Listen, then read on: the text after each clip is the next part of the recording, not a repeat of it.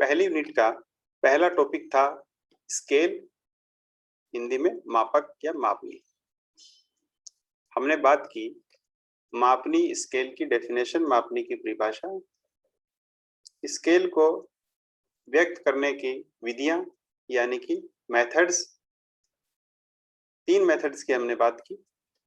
फिर हमने स्केल के टाइप्स की बात की, मापनी के प्रकार की हमने बात की, और आलेखी विधि जो है उसके अंदर जो मापनी के 3 प्रकार हैं वो हमारे सिलेबस में थे, सरल मापनी, तुलनात्मक मापनी कंपैरेटिव, और डायगोनल स्केल। नेक्स्ट जो पहली यूनिट का टॉपिक है हमारा, वह टॉपिक है ग्राफ, रेखा चित्र। वह है लाइन ग्राफ्स। दूसरा हमारा है बार ग्राफ्स यानी कि दंड ग्राफ। थर्ड हमारा है line and bar combine, combine line and bar graph. एक एक करके हम लेंगे। सबसे पहले लाइन ग्राफ्स। देखो, इससे पहले 2-3 साल पहले ये जो ग्राफ दिया हुआ है लाइन ग्राफ, लाइन ग्राफ की जगह था हमारे पास लाइन डायग्राम। तो ग्राफ और डायग्राम दोनों में क्या अंतर होता है, सबसे पहले हमें इसको देखने की आवश्यकता है कि इन दोनों में क्या अंतर है। बेसिकली हम इन दोनों की बात करते हैं, ग्राफ और डायग्राम की। डायग्राम, बेसिक मूलभूत अंतर यही है कि डायग्राम के अंदर हम जो कोऑर्डिनेट्स है, हमारे निर्देशांक है, उनको काम में सामान्यतः नहीं लेते, और जो ग्राफ है, ग्राफ के अंदर हम जो हमारे निर्देशांक है, कोऑर्डिनेट्स हैं, उनको हम काम में लेते हैं। दोनों में अंतर यही है। जैसे आप फर्स्ट ईयर में पढ़ रहे हो, लाइन डायग्राम, बार डायग्राम, दूसरी साइड एक आप पढ़ रहे हो लाइन ग्राफ, बार ग्राफ। तो लाइन ग्राफ, बार ग्राफ यानी कि ग्राफ पेपर पे आएंगे, उस पे हमें ग्राफ पेपर पे आवश्यकता नहीं है। 2 डायमेंशन के अंदर आप जब बनाओगे डायग्राम, स्क्वायर, वर्गाकार, रेक्टेंगल, आयताकार, तो वो डायग्राम है, उसके अंदर ग्राफ पेपर की हमें आवश्यकता नहीं है। तो आपको ये ध्यान रखना है, सामान्यतः है ग्राफ के अंदर निर्देशांक की आवश्यकता होती है, डायग्राम में हमें निर्देशांक की आवश्यकता नहीं होती। तो लाइन ग्राफ जैसे कि नाम से स्पष्ट है, इसके अंदर एक लाइन बनेगी। लाइन कैसे बनेगी, किन किन परिस्थितियों में बनता है, कैसे हमें बनाना है, उसकी विधि के बारे में हम जानेंगे। तो इस आरेख में आंकड़ों को एक सरल रेखा द्वारा वर्गों में बंटे हुए ग्राफ पेपर पर प्रदर्शित किया जाता है। सही है। रेखा चित्र से सामान्यतः किसी प्रकार के उत्पादन, वृद्धि अथवा गिरावट को दिखाया जाता है। परिवर्तन को वक्र रेखा द्वारा दिखाया जाता है। ये वक्र रेखा 2 निर्देशांकों की सहायता से निर्धारित की जाती है। अब देखिए, ये लाइन ग्राफ एक विमीय ग्राफ है, यानी कि इसमें एक विमा ही काम में आती है। आपने पढ़ा होगा एक विमीय, द्विविमीय, त्रिविमीय। एक विमीय केवल एक ही काम आती है विमा। द्विविमीय जैसे कि आयत, रेक्टेंगल, स्क्वायर है, उसमें लंबाई और चौड़ाई दोनों काम आती हैं। और जहां एक्स, वाई, जेड, लंबाई, चौड़ाई, ऊंचाई तीनों काम आती है, वह 3 डायमेंशन होता है। हमने बात की निर्देशांक की। इसके अंदर देखो, इसके अंदर हमें एक्स एक्स, ये जो आप स्लाइड के अंदर देख रहे हैं, ये हमारी है अक्ष अक्ष, ये हमारी है वाई एक्स।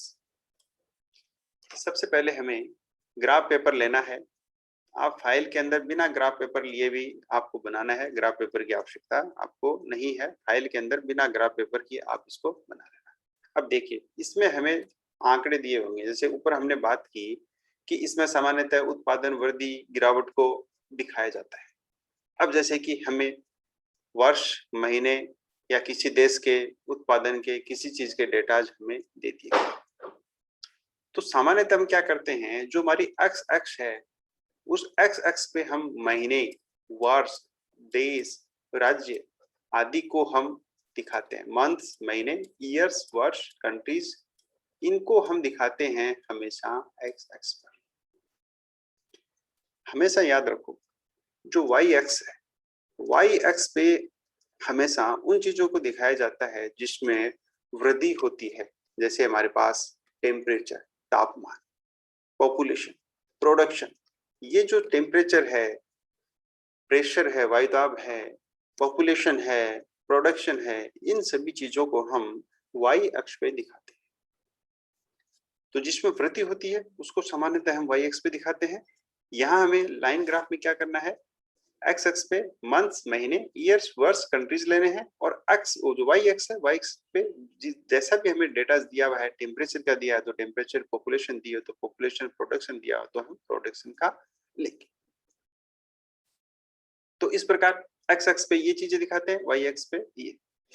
मैंने पहले भी कहा है कि ग्राफ या डायग्राम न तो बड़ा होना चाहिए न छोटा होना चाहिए, ये आपको ध्यान रखना है। इसके लिए मैंने आपको एक ट्रिक बताई थी कि जो एक्स एक्स है और वाई एक्स है, इन दोनों में हमें क्या संबंध होना चाहिए। मैंने आपसे कहा था कि यदि ये एक्स एक्स है, ये 100 सेंटीमीटर है, तो ये हमारी 75 सेंटीमीटर होनी चाहिए वाई एक्स। कुल मिला के हम कह सकते हैं कि 3:4, 3:4 का रेशियो होना चाहिए, यानी कि 3:4, 3:4। ये 3 सेंटीमीटर यदि वाई एक्स है तो एक्स एक्स 4 सेंटीमीटर होनी चाहिए, ये आपको ध्यान रखना है। जैसे ये 100 सेंटीमीटर, 100 सेंटीमीटर है तो ये 75 सेंटीमीटर होना चाहिए, सामान्यतः ये संबंध होना चाहिए। फिर हम बात करेंगे जो डेटाज आंकड़े हमें दिए हुए हैं उसमें मैक्सिमम वैल्यू क्या है और मिनिमम वैल्यू क्या है। यदि हम मैक्सिमम वैल्यू और मिनिमम वैल्यू को ध्यान में नहीं रखते हैं तो जब हम ग्राफ बनाने जाएंगे तो हो सकता है कि ग्राफ पेपर पर न बन के उस पेपर से बाहर चला जाए। और यदि हम मैक्सिमम को ध्यान रख लिया, मिनिमम को ध्यान में नहीं रखेंगे, तो हो सकता है कि जो न्यूनतम वैल्यू है वह सही प्रकार से इसके अंदर दिखाई नहीं दे। इसलिए हमें न्यूनतम और अधिकतम दोनों को हमें ध्यान रखना है। कई बार क्या होता है, जैसे कि पॉपुलेशन दी गई होती है कि 5 करोड़, इतने लाख, इतने हजार, इतने, तो इस प्रकार के जो डेटा दिए हुए हैं उसको हम क्या करेंगे, शॉर्ट में एक पूर्ण संख्या में कन्वर्ट कर लेते हैं कि 5.31 करोड़, 2.21 करोड़, 1.12, तो इस प्रकार हम उसको छोटा कर लेते हैं। तो अब हम क्या करेंगे, अब हम जो सिंपल लाइन ग्राफ है उसको हम पढ़ेंगे, सिंपल लाइन ग्राफ को बनाएंगे। मैंने आपको पहले बता दिया है कि इस रेखा चित्र में केवल एक ही वक्र होता है जिसके द्वारा किसी क्षेत्र या स्थान के किसी एक तथ्य जैसे तापमान, वायुदाब, जनसंख्या, आयात अथवा निर्यात आदि के कालिक परिवर्तनों को दर्शाया जाता है। कालिक परिवर्तन, चेंजेस इन टाइम, जिनमें चेंज होता है। और मैंने आपसे कहा था ये जो डेटाज हैं इनको हम वाई एक्स पर लिखते हैं, तो ये कालिक परिवर्तन है, चेंजेस इन टाइम, यानी कि चेंज होता है। अब देखो हम एक एग्जांपल लेकर इसको हम बनाते हैं। एग्जांपल क्या है कि निम्नलिखित सारणी में नई दिल्ली के मासिक मध्य तापमान के आंकड़ों को साधारण रेखा चित्र द्वारा प्रदर्शित कीजिए। यानी कि टेम्परेचर इन डिग्री सेंटीग्रेड हमें मासिक मध्यमान ताप प्रत्येक महीने का एवरेज जो टेम्परेचर है वो हमें दिया गया है दिल्ली का कि प्रत्येक मंथ उसका एवरेज जो टेम्परेचर है वो हमें दिया गया है, और हमें कहा गया है कि आप इसका लाइन ग्राफ बनाएं। तो लाइन ग्राफ बनाने के लिए हमें दो चीज दी है, एक तो दिया है मंथ्स, महीने दिए गए, दूसरा हमें दिया है उनका एवरेज टेम्परेचर, वो भी डिग्री सेंटीग्रेड के अंदर। तो हम एक्स एक्स वाई एक्स लेंगे। एक्स एक्स पे हम क्या करेंगे, मैंने आपको कहा था मंथ्स, वर्ष, ईयर है, ये आपको दिखाना है। जनवरी, फरवरी, मार्च, ये हम दिखाएंगे एक्स एक्स पे। जो टेम्परेचर है मैंने कहा था कि वाई पे दिखाना है, ये हमें वाई पर दिखाना है। मैंने आपसे चर्चा की थी कि इसमें मैक्सिमम और मिनिमम वैल्यू आपको ध्यान रखना है। अब इसमें देखो मैक्सिमम वैल्यू कितनी है, इसमें मैक्सिमम वैल्यू है 33.6, ये मैक्सिमम वैल्यू। इसमें मिनिमम वैल्यू क्या है? इसके अंदर मिनिमम वैल्यू आती है 13.8। ये तो है मिनिमम वैल्यू, और ये वाली है हमारी 33.6, ये हमारी है मैक्सिमम वैल्यू। अब हम जब इसको बनाएंगे, जब हम पैमाना लेंगे, स्केल लेंगे, तो हमें इन दोनों चीजों को ध्यान में रखना है। यदि हम मैक्सिमम को ध्यान में नहीं रखते हैं और स्केल हमने ऐसा ले लिया तो पेज से बाहर चला जाएगा। तो अब हम क्या करेंगे? अब हम इसको बनाते हैं नेक्स्ट पेज। अब देखो, आप देख रहे हो कि ये ग्राफ बना हुआ है इस स्लाइड के अंदर,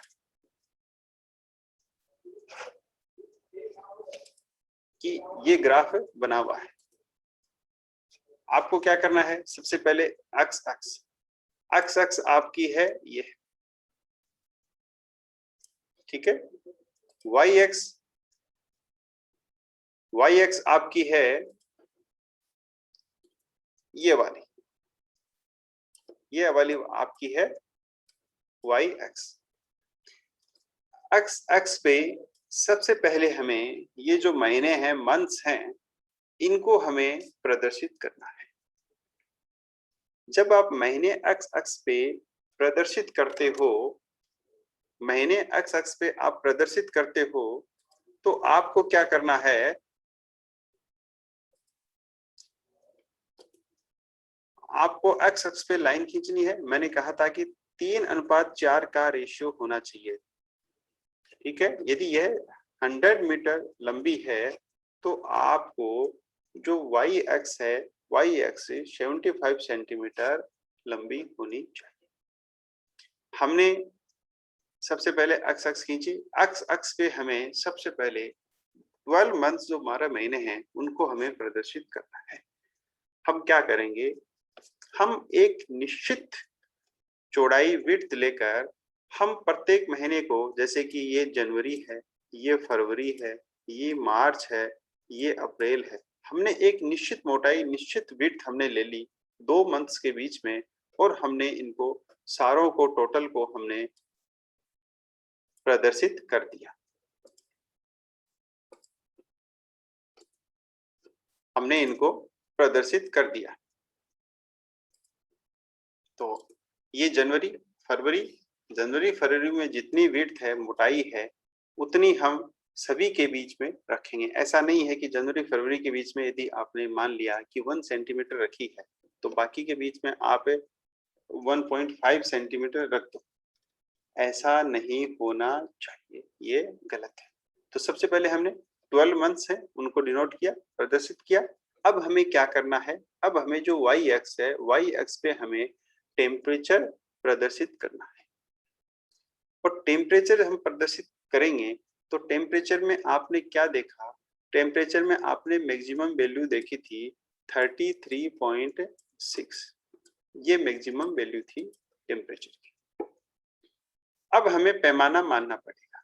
पैमाना हम मानेंगे तो पैमाने में हम क्या लें ऐसा कि जो ग्राफ है हमारा वो पेपर पर बन जाए, न तो बड़ा बने न छोटा बने। हम यदि 1 सेंटीमीटर बराबर 10 degree temperature, 10 degree centigrade temperature यदि लेते हैं, 1 सेंटीमीटर बराबर 10 डिग्री सेंटीग्रेड टेम्परेचर हम लेते हैं, तो हमारे पास मैक्सिमम वैल्यू कितनी है? 33.6, ठीक है। 33.6 को हम प्रदर्शित करेंगे, 1 सेंटीमीटर बराबर 10 डिग्री सेंटीग्रेड है, तो हमारे पास वर्टिकल जो लाइन है वो हमारे पास बनेगी कितनी? 3 सेंटीमीटर और कुछ मिलीमीटर, या हम कहें कि वह जो लाइन बनेगी वह 3.36 सेंटीमीटर की बनेगी।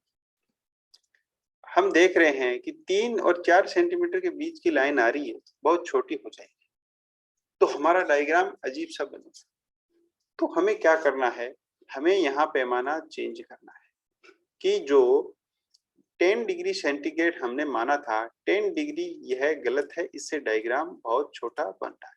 हम क्या मानेंगे, हम मानेंगे 5 डिग्री सेंटीग्रेड। हम यदि 1 centimetre equal to 5 degree centigrade लेते हैं तो 33.6 में कितने सेंटीमीटर की लाइन खींची जाएगी? तो 33.6 जो है डिग्री सेंटीग्रेड टेम्परेचर, उसके अंदर लगभग हम कह सकते हैं कि 7 के सेंटीमीटर के लगभग लाइन खींची जाएगी। 7 सेंटीमीटर ठीक है। यदि हम 5 डिग्री से नीचे और भी लेते हैं तो ले सकते हो आप, कोई दिक्कत नहीं है, लेकिन डायग्राम न तो बड़ा होना चाहिए न छोटा होना चाहिए, ऐसा पैमाना आपको लेना होता है, मानना होता है। तो इस पे कोई बाउंड नहीं है कि 5 डिग्री ले लिया तो 5 डिग्री लेना है, कि 4 नहीं ले सकते क्या सर? बिल्कुल ले सकते हो, कोई समस्या नहीं। जैसा हमें उचित लगे वैसा हम लेंगे, डायग्राम न बड़ा होना चाहिए न छोटा होना चाहिए। अब हम क्या करेंगे, 1 सेंटीमीटर में हमने कितने डिग्री सेंटीग्रेड माना?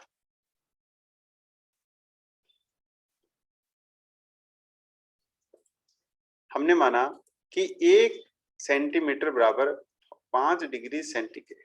तो ये 1 सेंटीमीटर है, इसमें 5 डिग्री सेंटीग्रेड, फिर 2 सेंटीमीटर 10, ऐसे हम पूरे यहाँ पे स्केल वाई एक्स पे बना देंगे। लास्ट में 35 आ गया। ये क्या है, ये हमने दिखाया temperature, temperature in degree centigrade. तो टेम्परेचर है, टेम्परेचर किसमें है? Degree centigrade. ये यूनिट्स आपको यहाँ लिखनी है। ये जो मंथ्स है नीचे आपको लिखने हैं मंथ्स, महीने, मंथ, महीने, महीने आपको लिखने हैं। तो आपने नीचे मंथ्स लिखा, महीने, यहाँ टेम्परेचर, तापमान किसमें? डिग्री सेंटीग्रेड के अंदर। ये हमने वाई एक्स पे बना लिया और ये हमने एक्स एक्स पे बना लिया। अब हमें क्या करना है, जो जनवरी मंथ है, जनवरी महीना है, जनवरी के अंदर हम देखेंगे कि जनवरी का टेम्परेचर कितना है। जनवरी महीने का टेम्परेचर आपको ऊपर जो क्वेश्चन दिया था, या ये जो नीचे वाला क्वेश्चन है, इसमें रेनफॉल को छोड़ दो, ये जो ऊपर वाली डिजिट है ये सेम हमारे ऊपर वाले क्वेश्चन के अंदर थी, जो कि पहली वाली स्लाइड के अंदर था। या नीचे वाला छोड़ दो, ऊपर वाले ये डिजिट हमारे पास उसके अंदर था। तो जनवरी महीने में 13.8 डिग्री सेंटीग्रेड है। तो हम क्या करेंगे, जनवरी महीना यहाँ पर है, ये जनवरी है, और कहाँ पर चलेंगे? 13.8। जहां 13.8 पॉइंट होगा वहां हम क्या करेंगे, वहां हम एक बिंदु लगा देंगे। ठीक है। फिर हम फरवरी में आए, फरवरी में 16.6, जहां 16.6 है वहां हम, ये फरवरी है नीचे, इसके ऊपर चलेंगे और जहां पे 16.6 है वहां हम एक बिंदु लगा देंगे, डॉट लगा देंगे। फिर मार्च, मार्च में है 21.6, मार्च के ऊपर वर्टिकल हम परपेंडिकुलर चलेंगे और जहां इधर आएगी ये वैल्यू 21.6 है, वहां हम एक बिंदु लगा देंगे। ऐसे ही हम अप्रैल का बिंदु लगाया, डॉट, फिर मई, मई के बाद में जून, जुलाई, अगस्त, सितंबर, अक्टूबर, नवंबर और दिसंबर। हमने जो हमारा पैमाना था 1 डिग्री बराबर 5 डिग्री सेंटीग्रेड, उसके अनुसार हमने 12 महीनों का, 12 मंथ्स का जो टेम्परेचर था उसके डॉट डॉट हमने लगा दी। अब आपको क्या करना है, अब आपको लाइन बनानी है। लाइन कैसे बनाते हैं हम? लाइन हम बनाते हैं जनवरी को फरवरी से। अब देखो, इसमें हो सकता है कि आप में से कोई पूछे कि सर ये लाइन स्केल से बनानी है क्या? ये लाइन स्केल से नहीं बनानी है, ये आपको फ्री हैंड से बनानी, स्केल से नहीं बनानी, फ्री हैंड से आपको बनानी है, फ्री हैंड से, स्केल से नहीं बनानी।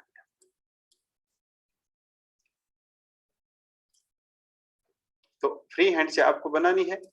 ये हमारा बन गया लाइन ग्राफ, ये हमारी लाइन बन गई।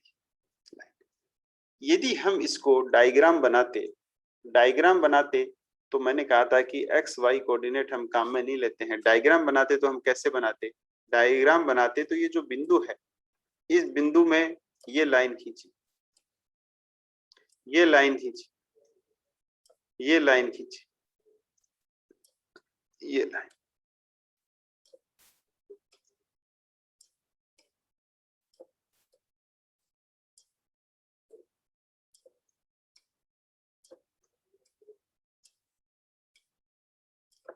तो ये हमारा लाइन डायग्राम, और जो हमने ये बनाया ये हमारा है लाइन ग्राफ, ये हमारा है लाइन डायग्राम, जो लाइन बनाई हमने और हमने केवल बिंदु लगाया, फिर उसको फ्री हैंड से मिलाया, तो ये वाला हमारे पास है लाइन ग्राफ। और ये लाइन यदि ऊपर वाली नहीं बनाए हम फ्री हैंड से और नीचे जो मंस है उसको सीधे डॉट से सीधी परपेंडिकुलर लाइन खींचे, तो वो हमारा बनता है लाइन डायग्राम। तो लाइन डायग्राम और लाइन ग्राफ दोनों में यह अंतर होता है, दोनों के अंदर यह अंतर होता है हमारे पास।